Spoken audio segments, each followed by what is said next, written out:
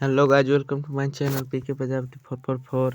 आज देखिए चलिए 8 मार्च का होने वाला साइंस का परीक्षा वाला पेपर। देखिए साइंस का है।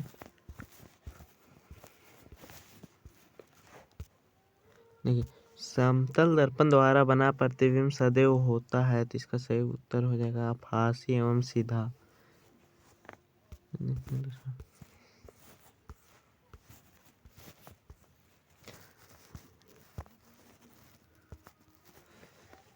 गोलीय दर्पण की चौड़ाई को कहते हैं, तो इसका पहला ऑप्शन है देखिए फोकस दूरी, दूसरा मुख्य अक्ष, तीसरा द्वारक, तीसरा इनमें से कोई नहीं। तो इसका सही उत्तर हो जाएगा ऑप्शन सी द्वारक।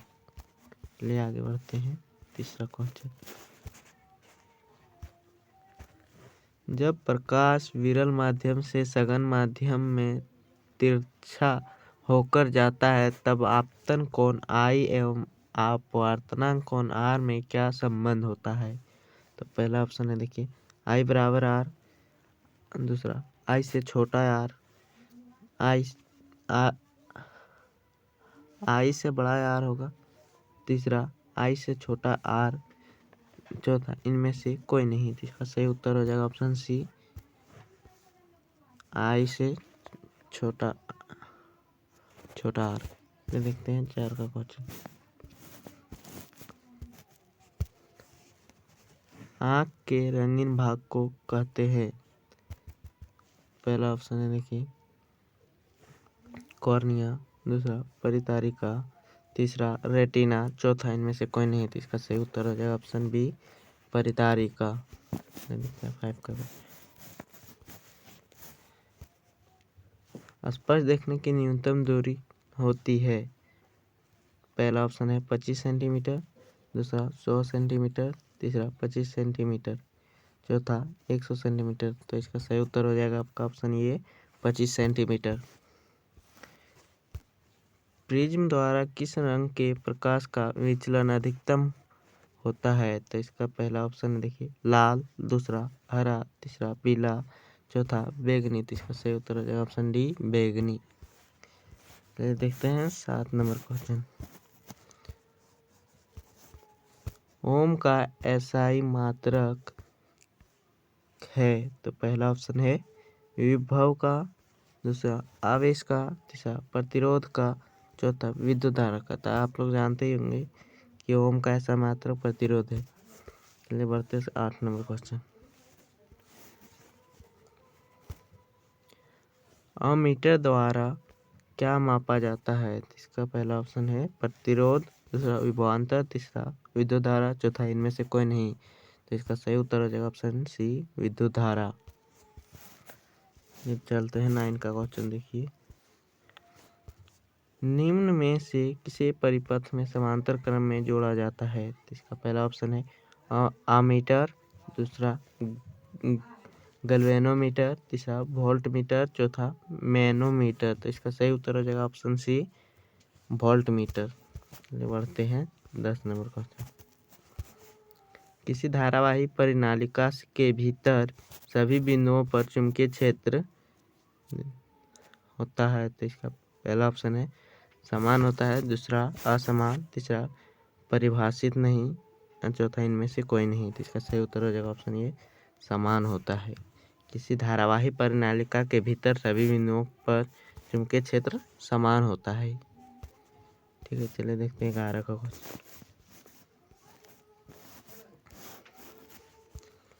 समीकरण CaCO3 उसमें CaO प्लस CO2 किस प्रकार की अभिक्रिया है। तो पहला ऑप्शन है संयोजन, दूसरा वियोजन, तीसरा विस्थापन, चौथा इनमें से कोई नहीं। इसका सही उत्तर हो जाएगा ऑप्शन बी वियोजन अभिक्रिया। देखते हैं 12 को। क्षारीय ऑक्साइड के विलयन का pH मान क्या होगा। तो इसका सही पहला ऑप्शन है 2, तीसरा दूसरा 4, तीसरा 7, चौथा 9। तो इसका सही उत्तर हो जाएगा ऑप्शन डी 9। चलिए आगे बढ़ते हैं 13 नंबर क्वेश्चन की ओर। शरीर में भोजन का पाचन किस प्रकार की अभिक्रिया है। तो पहला है संयोजन, दूसरा वियोजन, तीसरा विस्थापन, चौथा इनमें से कोई नहीं। इसका सही उत्तर हो जाएगा ऑप्शन बी वियोजन। 14 नंबर क्वेश्चन देखिए, जल के विद्युत अपघटन में कैथोड पर कौन सी गैस मुक्त होती है? पहला ऑप्शन ऑक्सीजन, दूसरा हाइड्रोजन, तीसरा नाइट्रोजन, चौथा ओजोन। तो इसका सही उत्तर हो जाएगा ऑप्शन बी हाइड्रोजन। चलिए देखते हैं 15 नंबर क्वेश्चन, निम्न में कौन सा पदार्थ का जलीय विलयन नीले लिटमस पत्र को लाल कर देता है? पहला लाल, दूसरा क्षार, तीसरा लवण, चौथा इनमें से कोई नहीं। तो इसका सही उत्तर हो जाएगा ऑप्शन डी इनमें से कोई नहीं। बढ़ते हैं 16 नंबर क्वेश्चन, बेकिंग सोडा का रासायनिक सूत्र है? पहला ऑप्शन Na2CO3, दूसरा NaOCl2, तीसरा NaHCO3, चौथा CaSO4। इसका सही उत्तर हो जाएगा ऑप्शन सी NaHCO3। आगे बढ़ते हैं 17 नंबर क्वेश्चन, निम्न में विद्युत का सर्वोत्तम चालक है? तो पहला Al मतलब एल्युमिनियम, तीसरा Cu कॉपर, Fe लोहा, Zn जिंक। इसका सही उत्तर होगा Cu कॉपर। निम्न में विद्युत का सर्वोत्तम चालक क्या है? कॉपर। चलिए आगे बढ़ते हैं 18 नंबर, हाइड्रोजन के दो परमाणुओं के बीच बने आबंध होते हैं? पहला एकल बंध, दूसरा द्विबंध, तीसरा त्रिबंध, चौथा इनमें से कोई नहीं। इसका सही उत्तर हो जाएगा एकल बंध। आगे बढ़ते हैं 19 नंबर क्वेश्चन, एल्किन का सामान्य सूत्र है? इसका सही पहला ऑप्शन है CnH2n+2, दूसरा CnH2n-2, तीसरा CnH2n, चौथा CnHn। तो एल्किन का सूत्र हो जाएगा ऑप्शन सी CnH2n। ठीक है, और पूछेगा एल्काइन का सूत्र, तो एल्काइन का होगा ये एल्केन का हो जाएगा और ये एल्काइन का होगा। चलिए देखते हैं आगे 20 नंबर क्वेश्चन, मैं CHO प्रक्रियात्मक समूह को क्या कहते हैं? पहला एल्डिहाइड, दूसरा पहला होगा अल्कोहल, दूसरा एल्डिहाइड, तीसरा कीटोन, चौथा कार्बोक्सिलिक अम्ल। तो इसका सही उत्तर हो जाएगा ऑप्शन बी एल्डिहाइड। किस नंबर देखते हैं, सजीव में पाए जाने वाले जैविक प्रक्रम है? तो इसका पहला ऑप्शन होगा श्वसन, दूसरा पोषण, तीसरा जनन, चौथा इनमें से सभी। इसका सही उत्तर हो जाएगा आपका ऑप्शन डी इनमें से सभी, मतलब सब चीज को चाहिए सजीव में पाया जाता है। 22 नंबर, निम्न में किस पौधे का प्रकाश संश्लेषी इकाई कहते हैं? पहला क्लोरोप्लास्ट, दूसरा प्लास्टिड, तीसरा क्लोरोफिल, चौथा ग्रेना। इसका सही उत्तर हो जाएगा ऑप्शन ए क्लोरोप्लास्ट। चलिए बढ़ते हैं आगे क्वेश्चन, आयोडीन घोल की कुछ बूंदें चावल में के पानी में डाली गई, चावल का पानी नीले काले रंग का हो गया। इससे पता चलता है कि चावल के पानी में ऑप्शन ए जटिल प्रोटीनें होती है, दूसरा सरल प्रोटीनें होती है, तीसरा वसाएं होती है, चौथा स्टार्च होता है। इसका सही उत्तर हो जाएगा ऑप्शन डी स्टार्च होता है। निम्न में कौन पादप हार्मोन है? इसका पहला ऑप्शन है इंसुलिन, दूसरा थायरॉक्सिन, तीसरा एड्रेनलिन, चौथा साइटोकाइनिन। तो इसका सही उत्तर हो जाएगा साइटोकाइनिन ऑप्शन डी।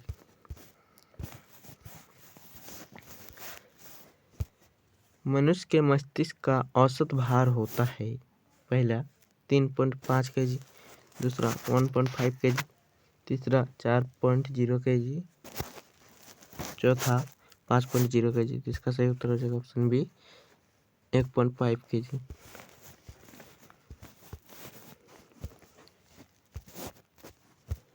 शरीर की भंगिमा और संतुलन का नियंत्रण होता है। पहला पैर मस्तिष्क में, दूसरा अनुमस्तिष्क में, तीसरा मेंडुला में, चौथा पोन्स में, चौथा इसका सही उत्तर हो जाएगा ऑप्शन बी अनुमस्तिष्क में।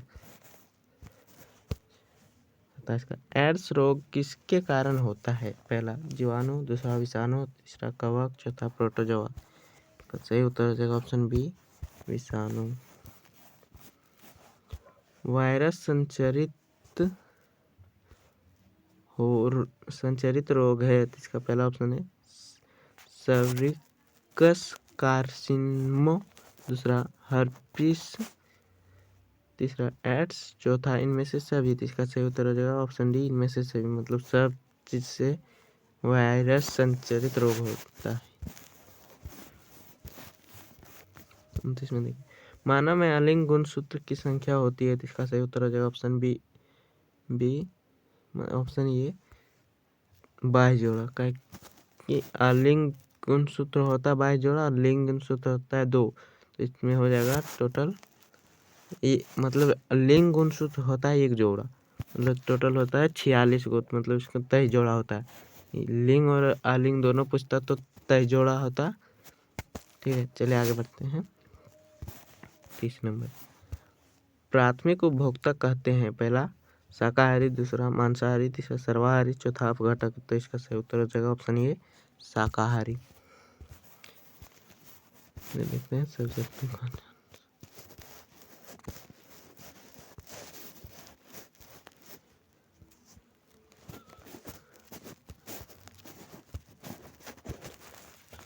स्वच्छ आकाश का रंग नीला होता है क्यों? तो इसका आंसर होगा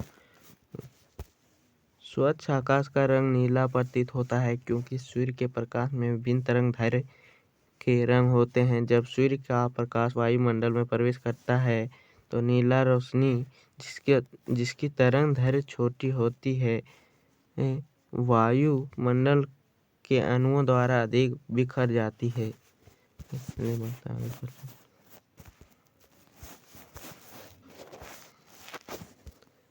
किसी विद्युत परिपथ में अतिभारण कब होता है? इसका आंसर होगा अतिभारण तब होता है जब किसी विद्युत परिपथ में एक ही समय में अधिक विद्युत उपकरणों को चालू किया जाता है। इससे विद्युत धारा का प्रवाह अधिक हो जाता है जिससे तार गर्म हो सकते हैं और पिघल सकते हैं। अतिभारण के कारण आग लग सकती है और यह विद्युत उपकरणों को भी नुकसान पहुंचा सकता है। आगे बढ़ते हैं।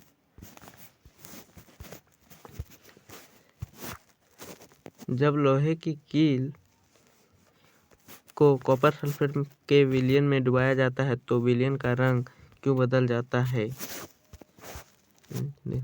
जब कॉपर सल्फेट में लोहे की कील रखी जाती है तो उसका रंग नीले से हल्के हरे में बदल जाता है क्योंकि लोहा कॉपर की तुलना में अधिक अभिक्रियाशील होता है, अतः यह कॉपर को विलयन से विस्थापित कर देता है जिससे के परिणाम स्वरूप रंग बदल जाता है। प्लास्टर ऑफ पेरिस के 2 उपयोग लिखिए। उपयोग पहला देखिए टूटी हुई हड्डियों को जोड़ने के लिए प्रयुक्त प्लास्टर का निर्माण किया जाता है। दूसरा मूर्ति और खिलौनों के निर्माण में।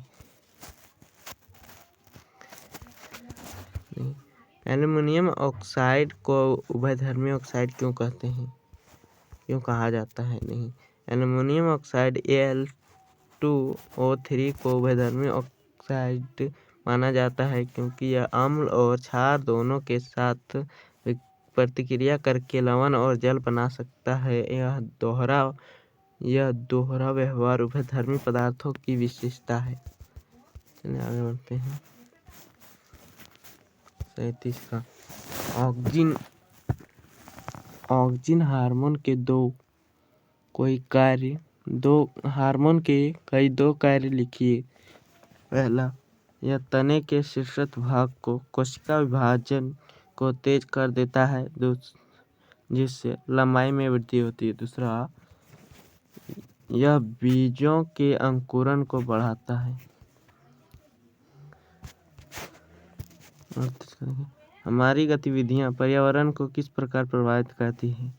आंसर होगा प्राकृतिक आवासों का विनाश, पर्यावरणीय खतरे, ग्लोबल वार्मिंग, अवैध शिकार, प्रदूषण और वनों की कटाई इस रिसादी के कुछ प्रमुख कारण हैं।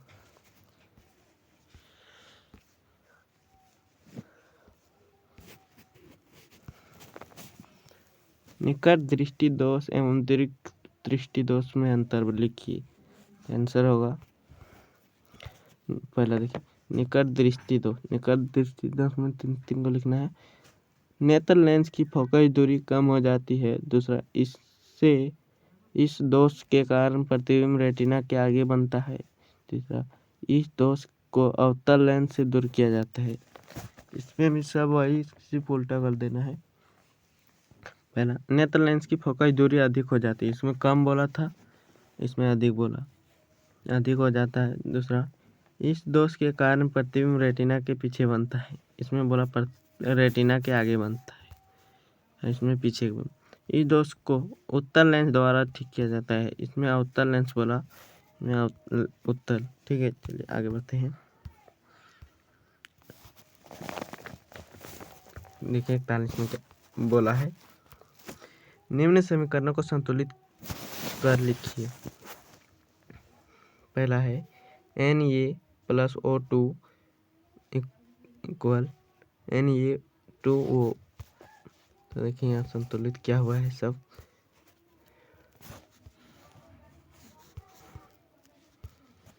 नहीं, 4Na + O2 इक्वल 2Na2O।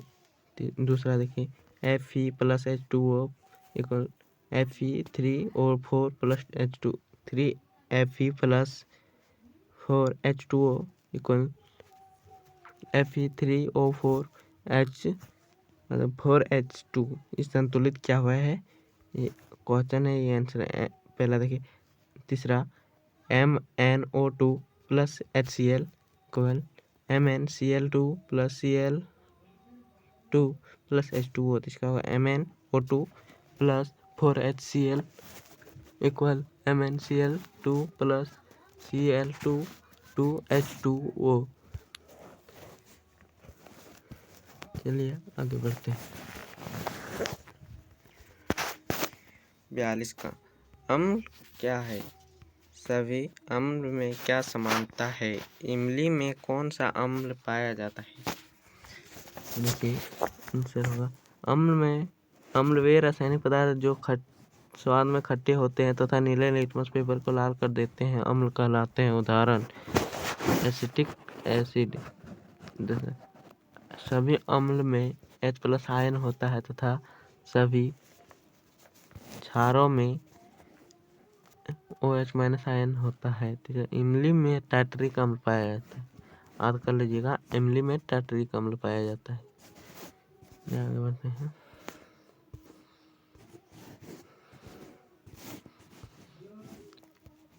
मनुष्य में बौनापन का क्या कारण है, समझाइए। मनुष्य में बौनापन का कारण पीयूष ग्रंथि से स्रावित होने वाला वृद्धि हार्मोन स्टिमुलेटिंग की कमी से होता है। वृद्धि हार्मोन शरीर में वृद्धि और विकास को नियंत्रित करता है। अगर बाल्यावस्था में इस हार्मोन की स्राव में कमी हो जाता है तो जिसके कारण मनुष्य में बौनापन आ जाता है।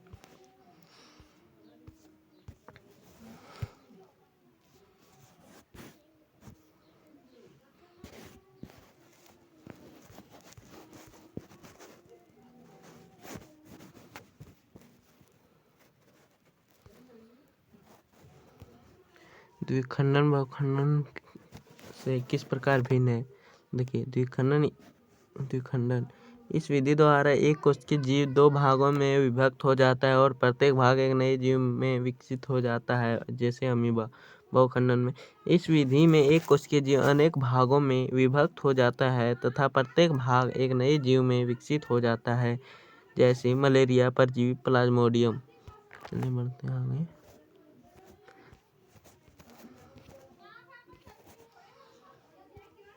पोषीय स्तर क्या है? एक आहार श्रृंखला का उदाहरण दीजिए तथा इसमें विभिन्न स्तर बताइए। देखिए, आहार श्रृंखला में कई स्तर होते हैं तथा हर स्तर पर भोजन ऊर्जा का स्थानांतरण होता है। आहार श्रृंखला के इन्हीं स्तरों को पोषी स्तर कहते हैं। एक मैदानी पारिस्थितिक तंत्र में घास प्रथम पोषी स्तर, ग्रास हॉपर द्वितीय पोषी स्तर, मेढक तृतीय पोषी स्तर, सर्प चतुर्थ पोषी स्तर तथा बाज उच्चतम पोषी स्तर।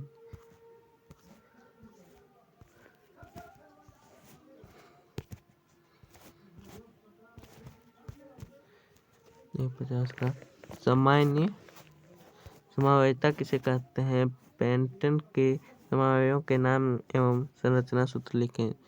ऐसे विभिन्न यौगिक यौगिकों को जिनके सूत्र समान होते हैं लेकिन संरचना सूत्र विभिन्न होते हैं संरचनात्मक समावयव अर्थात समावयव कहलाते हैं और इस घटनाक्रम को समावयवता कहते हैं। जैसे ब्यूटेन, पेंटेन आदि। ऐसे विभिन्न कार्बनिक यौगिक जिनका अणुसूत्र समान हो लेकिन संरचना सूत्र भिन्न भिन्न हो समावयव कहलाता है और इस घटना को समावयवता कहते हैं। जैसे पेंटेन C5H12 के समावयवों के नाम एवं संरचना सूत्र लिखें। पहला नॉर्मल पेंटेन, देखिए इसका संरचना सूत्र, इसका देखिए आइसोपेंटेन, इसका संरचना सूत्र। अमीबा वाला देखिए, अमीबा में पोषण का चित्र वर्णन करें। तो अमीबा में पोषण का चित्र वर्णन करें। देखिए, पोषण जीवधारियों द्वारा पोषण पदार्थों का अंतर्ग्रहण और उपयोग की प्रक्रिया को पोषण कहते हैं। अमीबा में कुटपाद द्वारा भोजन का अंतर्ग्रहण होता है। भोजन खाद्य धानी में बंद हो जाता है। पाचक रस खाद्य धानी में प्रवेश करके भोजन को पचाते हैं। पाचित भोजन विसरित होकर खाद्य धानी से बाहर निकलकर जीव द्रव्य में मिलता रहता है। खाद्य धानी कोशिका में भ्रमण करती रहती है। देखिए ये है, देखिए पहला केंद्रक खाद्य कण, देखिए ऐसे बनाना है चित्र। दूसरा कुटपाद, तीसरा खाद्य रिक्तिका, चौथा इसका नाम नहीं लिखा हुआ है। चलिए देखते हैं 52 नंबर। अनुवांशिकता क्या है? अनुवांशिकता में डीएनए की क्या भूमिका है? आंसर देखिए, अनुवांशिकता में डीएनए की भूमिका। अनुवांशिकता में डीएनए की निम्नलिखित भूमिका है। पहला, यह एक अनुवांशिक पदार्थ है जिसके नाइट्रोजनिक युक्त क्षारों की व्यवस्था में सभी अनुवांशिकताएं कूटबद्ध होती है। दूसरा, यह द्विगुणन द्वारा अपनी अनुकृति बनाता है जो जनन के माध्यम से संतान में पहुंचती है। देखिए तीसरा, यह विभिन्नताएं उत्पन्न कर सकती है। चौथा, यह प्रतिलेखन द्वारा आरएनए उत्पन्न करता है जो प्रोटीन में संश्लेषण में सहायक होता है। प्रोटीन से नए शरीर की संरचना होती है। पांचवा, यह विभिन्न जैव रसायनों के संश्लेषण को नियंत्रण करता है। तो आज का क्वेश्चन इसी वक्त खत्म होता है और आप लोग पढ़ लीजिएगा इस क्वेश्चन को। और मेरे इस चैनल में अगर नए आए हैं तो पीके प्रजापति 44 इस चैनल को सब्सक्राइब करके हमारी छोटी सी फैमिली को ज्वाइन कर सकते हैं और वीडियो को लाइक करके और अपने दोस्तों के पास शेयर कर दीजिए। जय हिंद, वंदे मातरम।